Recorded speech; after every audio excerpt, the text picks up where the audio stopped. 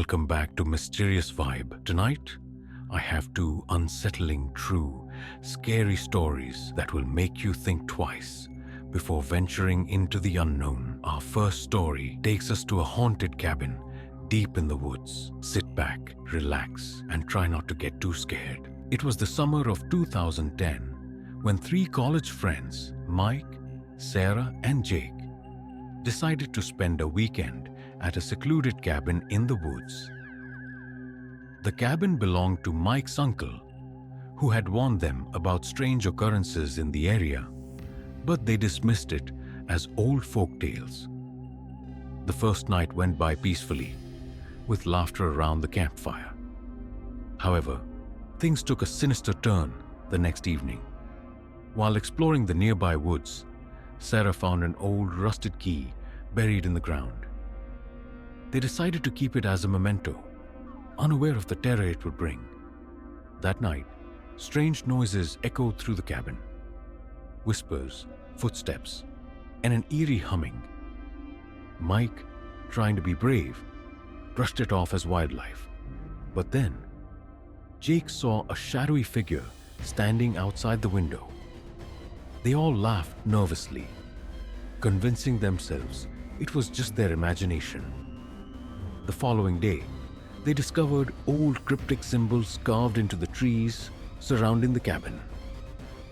Unease settled over the group, but they still chose to stay. That night, the whispers grew louder, and the footsteps seemed to be inside the cabin. They huddled together, terrified, as the shadowy figure appeared again, this time inside the cabin.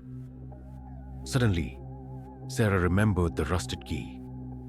She pulled it out, and the shadowy figure lunged at her. Screaming, she threw the key into the fireplace, and as it melted away, so did the figure. The noises ceased, and the cabin fell silent. The next morning, they packed their bags and left, vowing never to return. Mike's uncle later revealed that the key belonged to a man who had mysteriously disappeared in the woods years ago, and it was believed that his restless spirit haunted the area.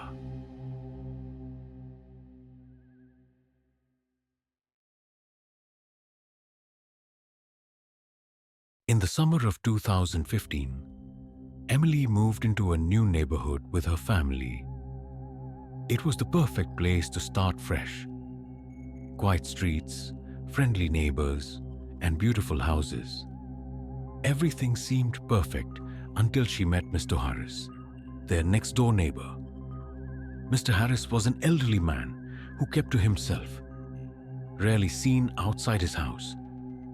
Rumors circulated that he had lost his family in a tragic accident and was never the same since.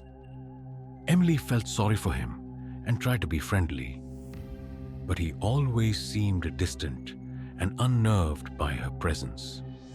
One evening, Emily noticed strange noises coming from Mr. Harris's house, muffled cries and dragging sounds.